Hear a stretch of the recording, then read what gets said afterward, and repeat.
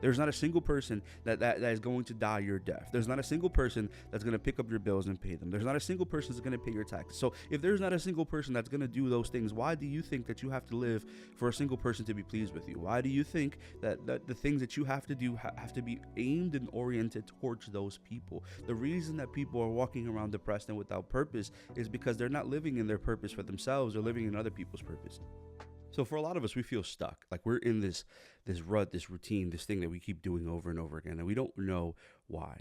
And I think that for a lot of people, they go through this moment where it feels like they're in depression, where they feel like they hate themselves, they hate the life they're in. And I need you to ask yourself this question. Are you depressed, or are you just unhappy with the place you're in? And I know that's going to sound conflating. I know it's going to sound confusing, because sometimes we think, oh, well, that is depression, right? Me not being happy in the place I'm in. Now, that's not depression. I need you to understand that the depression is a clinical and psychological thing that's explained, right? That we know that depression, it's actually can even be chemical, that there's a response in our body that doesn't allow us to inhibit these certain things. And it doesn't allow us to see joy in anything. But I need you to ask yourself this question. Are you depressed, or are you just in a place that you know you shouldn't be in? Like, are you in something that isn't the most joyful thing for you? Not because, again, not because of depression, not because of that stuff, but because you're not doing the thing that's actually serving the purpose in your life. And this episode is about that. It's actually about finding purpose. It's about knowing that there are things that you can change and do that are going to grow you and make you better. Because for a lot of us, we have been conflated. We have been conflicted with a lot of things in our life. But we've been conflated to just a position in what we're told we're supposed to be. And I need you to understand, again, this is something that you might hear a billion times over, that so many people say. But there's so much value in understanding that you have the power to change everything. Like today, like this very moment, like after this episode, during this episode, you have the authority to say, I'm not going to do that thing again. I'm not going to stay in something because I've been told I have to be in there. I'm not going to continue to do the thing that hurts me just because I think it's the best thing for everyone else. I'm not going to continue to please people or to serve people, to be in something for other people that just kills me. It doesn't make me feel like I'm worth it or valuable or good. There's a lot of people that are walking around this place, this world, thinking that they're depressed when they're just out of purpose. That's why you feel like you don't have things together. And I know, especially culturally, I know that our backgrounds come and we think that we have to do certain things or be certain people, live up certain things. Because from a young age, this is a very cultural thing, and I'm sure a lot of people suffer with this. But from a very young age, I'm a first generation born American, right? So my family is Dominican. Everyone's from the Dominican Republic. I speak fluent Spanish, completamente puedo hablar español, and fluent English. But that became a problem when there were papers, like everyone has dealt with, that I had to translate. There are certain things that's being the firstborn son and also being the fluent between both languages, that there was a lot of things that from a young age I had to mitigate between. So let's just get to the point where we're going with this. There's a standard that happens that we think that we need to live up to certain things or look like certain things so that we can make our parents proud, so we can make our family proud, so we can make the people around us proud. So what happens is there's actually a syndrome called older sister syndrome. Obviously, I'm an older brother, but older sister syndrome is that you tend to take the role of defending and protecting and doing everything in your family. You tend to be the one that everything has to go through. And what happens is that no one ever notices when you aren't happy. Like, they never notice when you don't have everything together, when you are broken, when you're hurt. Because why? Because there's an image of you that's been portrayed that you have to be the one that fixes everything, that has every solution, that has every problem. Now, to be clear, your family might not be the ones that see you that way. It might be you. You might see yourself in that light, that you think that you can't treat yourself, that you can't love you because you have been so conditioned to do that. You've been so conditioned to be the one that has to have all the solutions and all the answers. And this is the life you live. And I know, again, sometimes it is the family. Sometimes people see you in that light and you think that you have to consistently be strong and be this thing and live up to the thing that they imagined. But I need you to understand that in this world, family, romantic relationships, platonic relationships, all these things, in this world, there is not a single person that is going to live life for you. There's not a single person that is going to die your death. There's not a single person that's going to pick up your bills and pay them. There's not a single person that's going to pay your taxes. So if there's not a single person that's going to do those things, why do you think that you have to live for a single person to be pleased with you? Why do you think that the things that you have to do have to be aimed and oriented towards those people? The reason that people are walking around depressed and without purpose is because they're not living in their purpose for themselves. They're living in other people's purpose. They're doing the things that their lives need. They're gravitating around that. They're helping and serving them. And I need you to understand that until you put you first, again, it doesn't mean you're selfish. Doesn't mean that you don't care about anyone else. Doesn't mean that you don't love anyone else. It's until you start prioritizing you, until you start putting you in the forefront, you will continue to live behind other people. You'll continue to be the person that continues to pour into them and to give into them. And it's okay to pour into people. I want you to understand this, that it's okay to love and to pour into people, but you cannot pour from a place that's empty. You cannot pour from a place that you don't have joy in your life. You cannot say that I'm going to give to these people and give, but there's nothing for you to give from. So what happens is that you're not giving from a surplus. You're giving from everything you have left. And that is one of the worst ways to live life. That's why, again, you might not be depressed. You might just not know what your purpose is. So before you give up, I'm going to give you 5 questions, 5 things that I need you to ask yourself, 5 things that I need you to address in your life that could be the catalyst as to why you do what you do. And it's not that we don't want more. It's not that we don't know how to get it. It's just that we have been conditioned to thinking that this is it. We've been conditioned to living in a place that doesn't actually serve us. And that's not a good way to live life. I know addressing those things kind of hurts sometimes, and it really causes some problems. But if you are able to sit down and really say, okay, this is me, this is who I am, this is who I want to be, and this is what I'm doing or what I'm living through, you're going to be able to really just give the full version of you. You're going to give the best version of you, because the best version of you is this healed version that doesn't have to please people. It doesn't have to do what people ask for or say. You're not going to sit here and beg people to choose you because you already chosen you. You're not going to sit here and say, okay, well, this is what I bring to the table and this is what I offer. In fact, you'll walk away from tables that don't value what you bring because you've learned to love you so. You've created this dichotomy with who you are and what people see, that you don't sit here and beg for attention. People who are hurt will beg for attention. It doesn't matter what that attention looks like. They're going to beg for it. Why? Because they're hurt and they desire to be seen and to be loved. People who are firm and confident and full of who they are and their purpose don't beg for attention. They live and accept and invite, but if I'm not wanted, I'm not there, because I'm not choosing you, I'm choosing me. Learning to be firm in who you are is going to free you from so much. It's going to free you from needing to be approved of or be loved or be liked. It's going to free you from that lie that you are not worth it. It's going to free you from that lie that you have to perform or you have to act or you have to be. It allows you to simply be. And that is one of the most powerful things you will do in this world. Simply exist, knowing that you're worth it because you're worth it. Not because you had to do something, not because you had to impress someone, not because they liked you because you were different. It's because you're fully you. So our first question here is, who actually has control over your emotions? Now, to be clear, it's okay to have emotions. It's okay to respond and react. It's okay to have those things. I need you to understand that emotions are good. You are human. It is a part of who you are. But how you respond and sitting with time and being able to respond from a genuine place is a huge difference. It's what changes from you choosing to respond to them controlling your response. Emotions are something that, again, are chemical. They're in our body.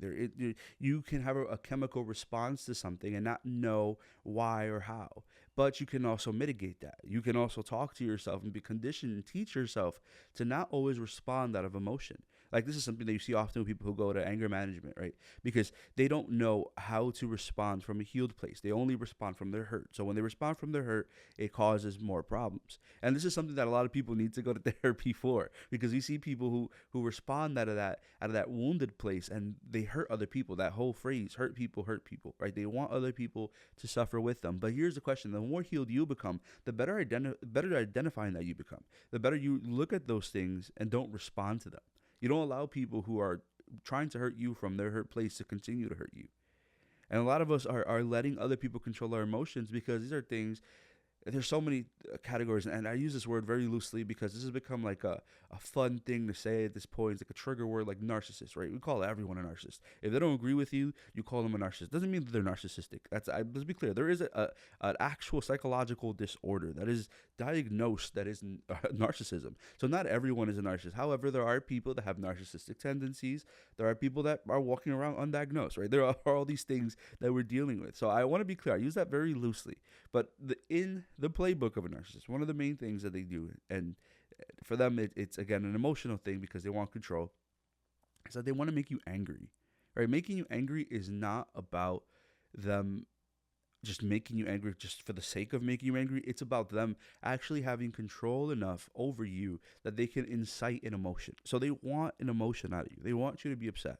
Why? Because, you might not love me, but if you're upset with me, I know I still control something in you. So this is, again, a tendency that falls within that category. It's not always the same. It's not always necessarily just for those people, but it is a tendency that falls in that place. And if you're allowing people to control your emotions, then this is also why you're not happy and walking in purpose, because who actually controls it?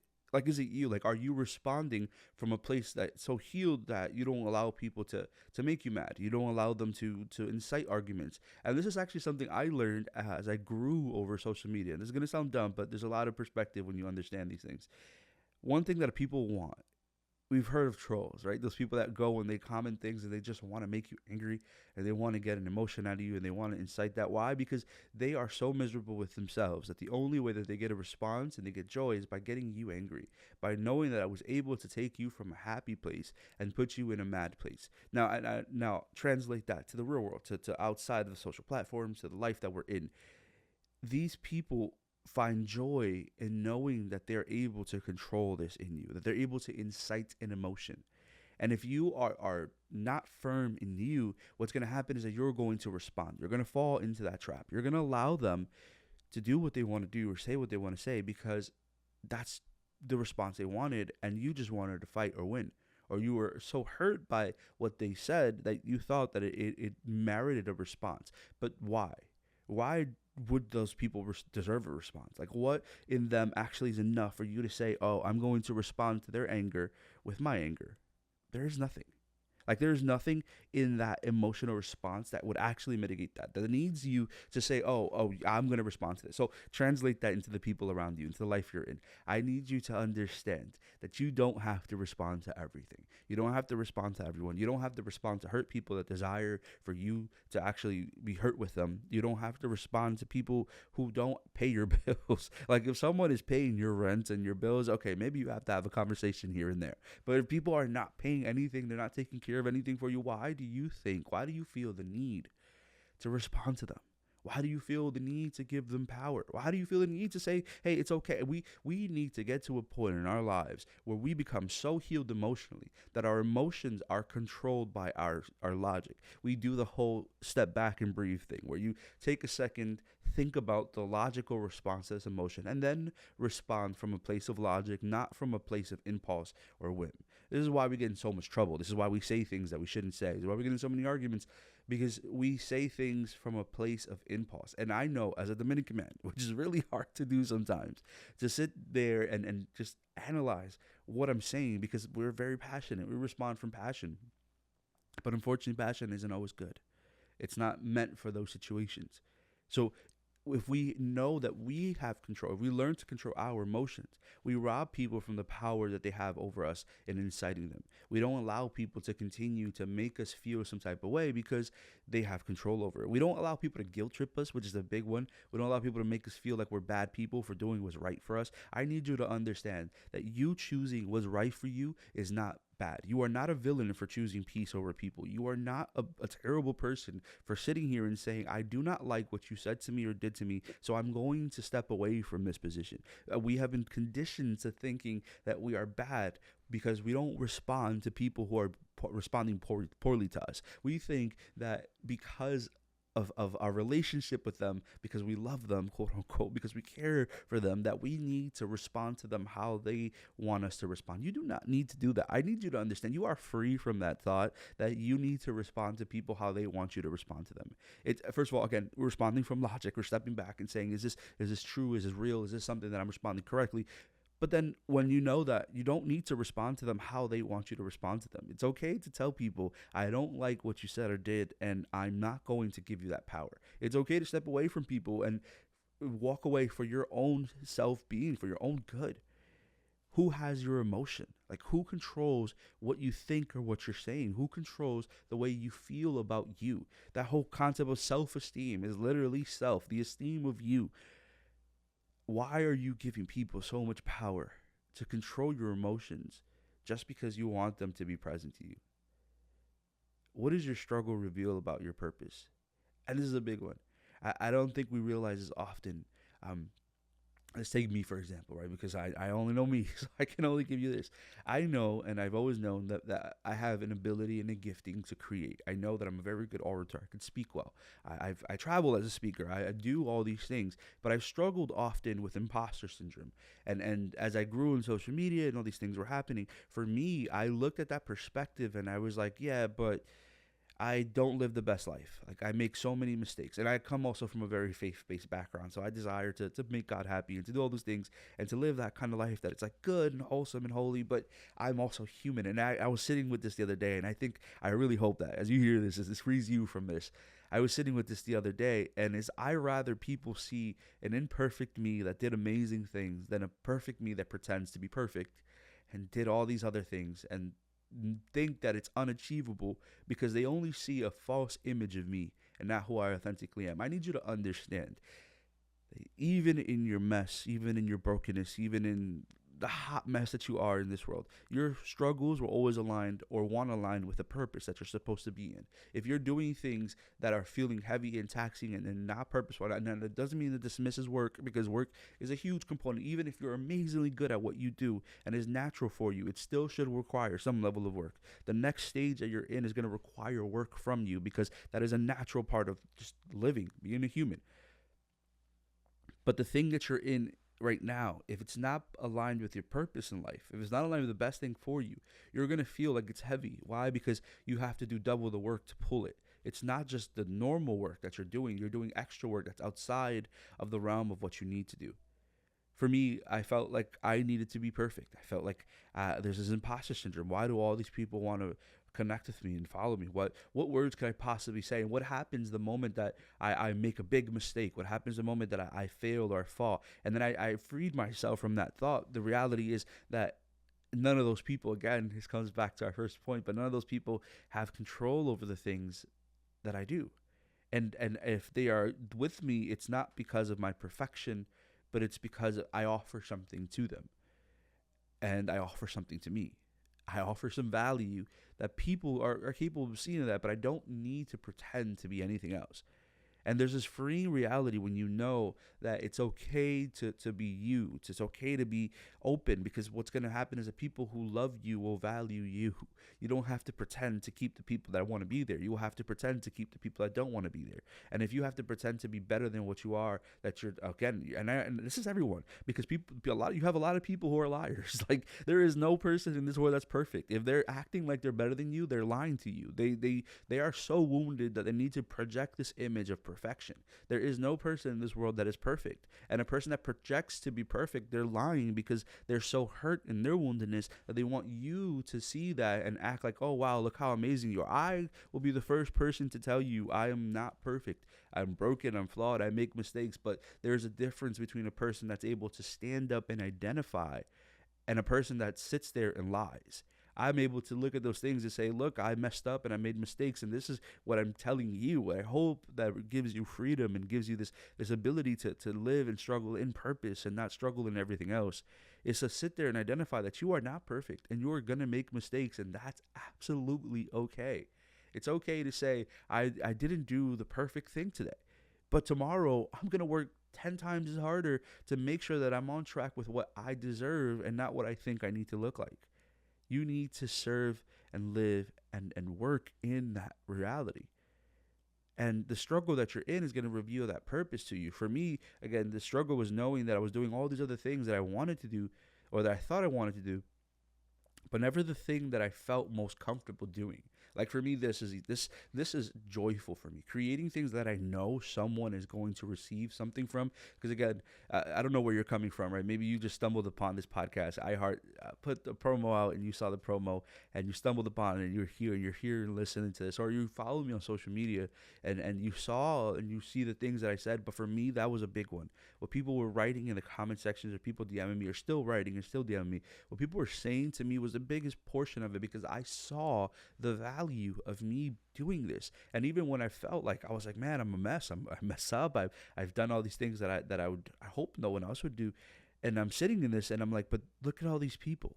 Like even in my imposter syndrome, there were people that were receiving. So for me, that was the biggest portion. I need you to understand, and I hope that frees you, that you do not need to be perfect. You just need to be willing. You don't have to have a home run every single day. You can strike out today. You can strike out a couple times, but as long as you come back up, as long as you get back at this at bat and you keep trying and making that effort and doing the thing that you know is going to serve you, not the thing that you think you need to do, but knowing that you're working towards the best joyful version of you, that's going to help you reveal what that struggle is.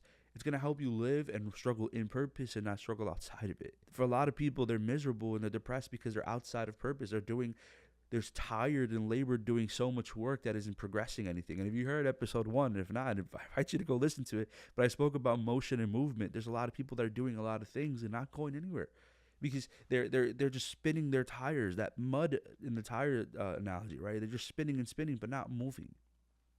Of course you're tired. You've done all these things and nothing's changed. But there needs to be something that's going to align with that. So leading us to that third question, are you moving forward, or are you just moving?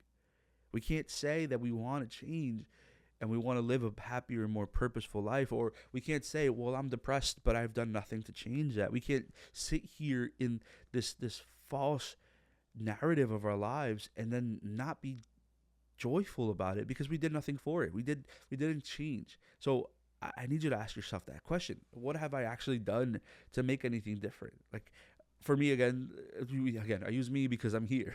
I'll give myself an analogy. When we have episodes, we have other people, I'm going to grill them with these questions. I just a sidebar. I really wanted to be intentional about these first few episodes. Why? Because I wanted it to be something that we've built this relationship before we brought anyone else in, right? There are going to be questions that I have already that I'm facing with other people and then I'm taking in through messages and to DMs and things that I feel like are going to help and be fruitful for the people that are listening.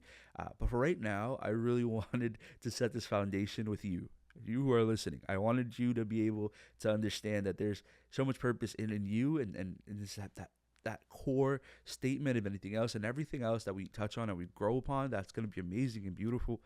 But first, your purpose, where you are, what you stand for, the things that you need to heal from, and moving through that mountain and moving to this reality that we know that we're going to change. So keep with me here. Before we ask other people these questions, we need to ask ourselves this: are we changing things? Are we moving forward? Are things progressing? Or am I just doing the same thing over and over again and calling it life? Like, am I actually making a change, even if it's the most minute? Again, it doesn't have to be a home run. It could be a small little change. Am I making the smallest change today that's saying, okay, something is different? At the very least, I could build on something different. Small changes mean the biggest thing, the biggest significance. I always say is often, little bits of work create the dream. The little thing you're doing is working towards that thing that you desire. So are you actually moving forward, or are you just moving? Are you just flaring your arms up and down? Or is there something that's actually changing? And I know this is hard, and I want you to think about that as you hear this, is identify that thing. What did I do today that was small, even if I struck out, but I made the effort, that was small enough to be a part of that change? Did I do anything? Or am I just in the same routine? Am I in my car right now driving to work to do the same thing I've done for the last 2 years of my life every single day, to repeat the cycle over and over again? Or did I do something that's going to help me change? That if your dream is to make content or to be a podcaster, to do all these things, so the things that drive your passion, that is natural to you, did you make any effort? Did you try? Did you buy the microphone? Did you set up the camera? Did you make anything possible for you to say that I made some change? Or did you do the same thing over and over again? You can't ask yourself if you're depressed and you've done nothing to challenge that, because that's different. Now you're saying, well, yeah, I'm depressed, but I don't want to do anything to move anything. I'm not living my purpose, but I don't want to do anything to do anything. I haven't been happy in my life, but I haven't done anything to do anything. Are you passionate or performing for someone else? It's our fourth question there. And that's such a big one. Uh, do you actually have passion for what you're doing? Like, is it something that you genuinely love? Is it something that stems and flows naturally out of you? Or is it something that you are trying to do because you think that this is the most financially secure thing you could do? Or is it the thing that you're doing because you think that people are going to love you more for? Or is it the thing that you're doing because you want the applause from the crowd? There's a saying that I sit with often, I say often, is if I live for the applause of the crowd, I will die for the lack thereof. If I live for people liking me and approving of me, when the moment that they choose not to, that's it. That's my life. That's over, because I have lived and created a life that revolves around other people saying, I approve of you, and not a life that says, I will live despite you. I will live despite your approval. I'm in purpose, even if you don't like it. I need you to understand that serving your passion, yes, it might be hard. It might be difficult, which again ties in, if you notice, ties in perfectly to everything I just said. Serving your passion might be difficult and it might be hard, but it's going to be the most joyful thing you will ever do, because it allows you to be in something that is going to serve not just your mind and your heart, but your life. It's going to be something that you wake up every day and don't mind doing. I love what I do. I passionately love what I do. And I mentioned before that I love it because I get to serve and help people, but I love it also because I get to be creative. I get to do what I naturally have in me, what I do every day with everyone, people I meet and conversations I have. I do this all the time, and it's not tedious to me because it's something that I genuinely love. So if you're serving your passion, you don't feel performative. You don't feel like you have to sit here and act like anything else or anyone else for anyone else. You are living in what you were made for, what God has already ordained in your heart. You're living in that thing that is passion, not performance. And you're not begging anyone to choose you or to love you. You are so firm and confident in what you're doing because it is your passion. It isn't a part of anything else. It's a part of who you actually are. And I think for a lot of us, that's our struggle. Right? We're living in performance and not passion. And if you're performing constantly, you're going to get very tired. It's going to be hard to live a purposeful life because that's just what you're doing. You're living in performance and not purpose. You're living in performance and not passion. You're living in performance and not who you authentically were made to be. So of course you don't feel like you're happy because you're not you. You're doing what everyone else desires you to do. And this is our last question here that you need to ask yourself. And I'll word it as a me thing. How do I respond when fear is in front of me? Like, what is my response to this possibility, this life that I desire to live? What is my response to the thing that I'm scared to do?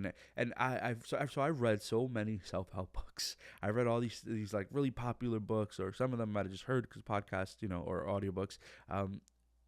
And I've heard so many of these things, and they all come back to the same thing. And call it a coincidence, call it what you want. This podcast is based on it. Matthew 17, right? The faith. If you tell the mountain to move, your faith, the grain of a mustard seed, you tell the mountain to move into the sea, it will move into the sea. All these self-help books are actually based on this thing. Faith is believing that the thing is possible. And like literally, I joke you not. If you have time, if you have a book around there, go read one of them. Like these like self-help books that are like about changing your whole life and becoming the richest version of you and the happiest version of you and all these things. Every single self-help book. Again, no coincidence that this podcast itself is also based on this reality. Faith moves mountains. When we talk about being in the mountain in front of you, when you have faith, when you have something that you look at and you're saying, and again, I read a couple self-help books that say, oh yeah, not from a religious standpoint, whatever. I'm not going to sit here and tell you what to believe or not to believe. You're welcome. They're invited. I hope that one day I help you see what I see. But if you don't, that's not what I'm doing here. That's not the question here. They will say, oh, it's not from a religious standpoint. You can use that point, whatever. But it would say faith is knowing that this thing is not just possible, it's probable.